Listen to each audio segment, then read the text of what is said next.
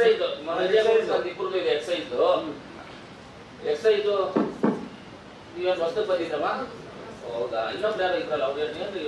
ಈ ಎಕ್ಸೈಸ್ ಹಾಕಿರೋದ್ರಲ್ಲಿ 2 ತಿಂಗಳು 3 ತಿಂಗಳು 6 ತಿಂಗಳು ಸ್ವಲ್ಪ ಎತ್ತಾ ಇರ್ತಾರೆ ಬಿಡ್ತಾರೆ ಏನು 2 ವರ್ಷ ಆಗಿದ್ದು ಬಂದು ಅಣ್ಣ ರೂಟ್ ನೋಡಿ ಅಣ್ಣ ಸಮನ್ಸ್ ತೋರಿಸು ಅಣ್ಣ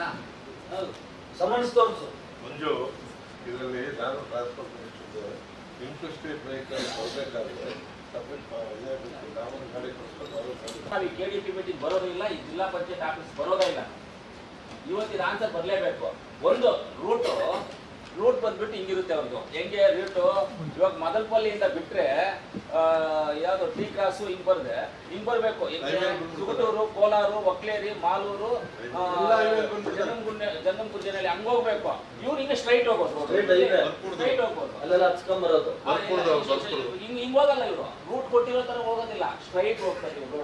ಇಂಥದ್ದು ಇವ್ರದ್ದು ನನ್ನ ಹತ್ರ ವಿಡಿಯೋಸ್ ಇದೆ ಫೋಟೋಸ್ ಇದೆ ನಾನಂತೂ ಇವತ್ತು ನಿಮ್ ವಿಡಿಯೋಸ್ ಫೋಟೋಸ್ ಅನ್ನ ನಾನು ಮೀಡಿಯಾಗೆ ಹೋಗಿ ಇವತ್ತು ಮೀಡಿಯಾ ಕೊಡ್ತೀನಿ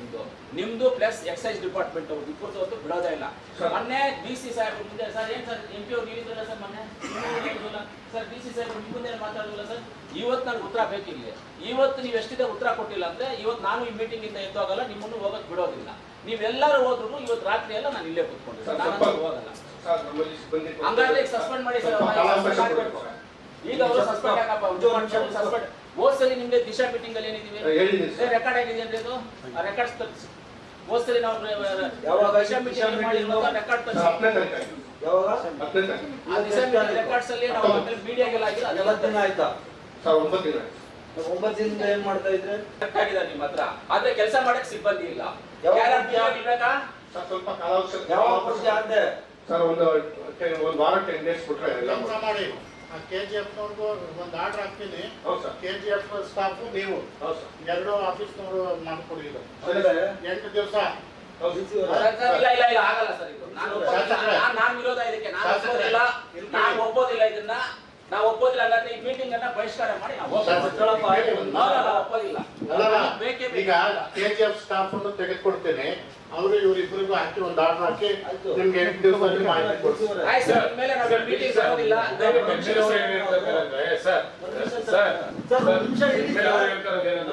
ಮಾತಾಡಕ್ ಬಿಡಿ ಆಯ್ತು ಮಾತಾಡಕ್ಕೆ ನೋಟಿಸ್ ಕೊಡ್ತೀನಿ ಅವ್ರಿಗೆ ಸಸ್ಪೆಂಡ್ ಮಾಡಕ್ ಮಾಡ್ತಾ ಇದ್ದೀವಿ 10 ದಿವಸ ಆದ್ಮೇಲೆ ಮಾಹಿತಿ ಯಾಕಿಲ್ಲ ನಿಮ್ಮ ಹತ್ರ ಹೇಳಿದ್ರೆ ಏನ್ ಪ್ರಯೋಜನ ಸರ್ ಒಂದು ಕೆಲಸ ಮಾಡಿ ಹೇಳಿದ ಪ್ರಕಾರ ಮಾಡಿ ಒಂದೇನಂದ್ರೆ ಅವ್ರ ರೂಟ್ ಪರ್ಮಿಟ್ ಇರೋದು ಒಂದು ರೂಟ್ ಅದು ಹೋಗ್ತಾರೆ ಒಂದು ರೂಟ್ ಅದನ್ನ ಇವತ್ತು ಜಿಲ್ಲಾಧಿಕಾರಿ ಇಲ್ಲೇ ಅವ್ರೆ ಆ ಕ್ಯಾನ್ಸಲ್ ಮಾಡಿಸಿ ಅದನ್ನ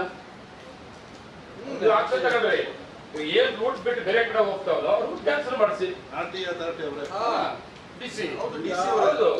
ಕೆಲಸ ಪರ್ಮಿಷನ್ಸ್ ಕೊಡ್ಬೇಕಂದ್ರೆ ಏನು CL7 ಅವರಿಂದ ಇದು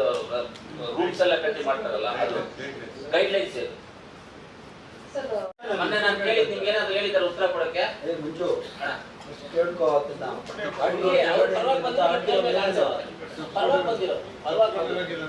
ಅವ್ರ್ಯಾರು ತಪ್ಪಿಸ್ಕೊಂಡೋಗಿದ್ದಾರೆ ಮೊನ್ನೆ ನಾವು ದಿಶಾ ಮೀಟಿಂಗ್ ಅಲ್ಲಿ ಕೇಳಿದ್ವಿ ಕೆಲವೊಂದು ಕ್ವಶನ್ಸ್ ನೆಕ್ಸ್ಟ್ ನಮ್ಗೆ ಅದನ್ನು ಹೇಳಿದ್ವಿ ಖುದ್ದಾಗಿ KDP ಮೀಟಿಂಗ್ ಅಲ್ಲಿ ಅದಕ್ಕೆ ಆನ್ಸರ್ ಕೊಡ್ಬೇಕು ಅಂತ ಹೇಳಿದ್ವಿ ಏನಾದ್ರು ನಿಮ್ಮ ಹತ್ರ ಆನ್ಸರ್ ಇದೆಯಾ ನಾವು ಚೆಕಿಂಗ್ ಬಗ್ಗೆ ಕೇಳಿಲ್ಲ ನಿಮ್ಮನ್ನ ಎಷ್ಟು ಬಸ್ಸುಗಳು ಆಂಧ್ರ ಪ್ರದೇಶದಿಂದ ಕೋಲಾರ ಜಿಲ್ಲೆಗೆ ಎಂಟ್ರಿ ಆಗ್ತವೆ ರೂಟ್ ಮ್ಯಾಪ್ ಏನಾದ್ರದ್ದು ಅದ್ರದ್ದು ಲಾಸ್ಟ್ ಸ್ಟಾಪ್ ಯಾವುದು ಯಾವ ರೂಟ್ ಮೇಲೆ ಹೋಗುತ್ತೆ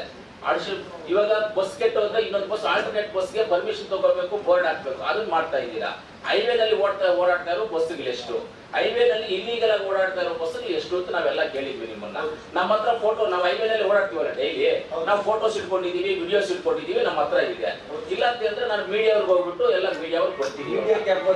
ಇಲ್ಲ ತುಂಬಾ ಅನ್ಯಾಯ ಇವರು ನಿನ್ನ ಹತ್ರ MLA ಸಾಹೇಬ್ ಕೇಳಿದ್ರು ಒಪ್ಕೊಳ್ಳೋದ ಬೇಕಾಗಿ ಹಂಗಲ್ಲ ನನ್ನ ಪ್ರಕಾರ MLA ಕ್ವಶನ್ ಕೇಳ್ತಾನೆ ಅಂತ ನಿಮ್ಮವ್ರು ಬಂದಿಲ್ಲ ಹಂಗಾದ್ರೆ ಕೇಳಿ ಕ್ವಶನ್ KDP ಮೀಟಿಂಗ್ ತಗೋಬರ್ಬೇಕು ಅಂತ ಹೇಳಿದಂತಲ್ಲ ಅವರು ನೀನು ನಿಜಾನ ಹೇಳ್ತಾ ಇರೋದು ಹೋಗೋರು ಅಂತ ಇವತ್ತು ಪರ್ಮಿಷನ್ ತಗೊಂಡ್ರೆ RTO ನಿಮ್ಮ ಹತ್ರ ಇದರ ಗೊತ್ತಾಯಿಲ್ಲ ಅಂತ ಯಾಕೆ ಹೇಳಿಲ್ಲ ಯಾಕೆ ಪರ್ಮಿಷನ್ ತಗೊಂಡಿಲ್ಲ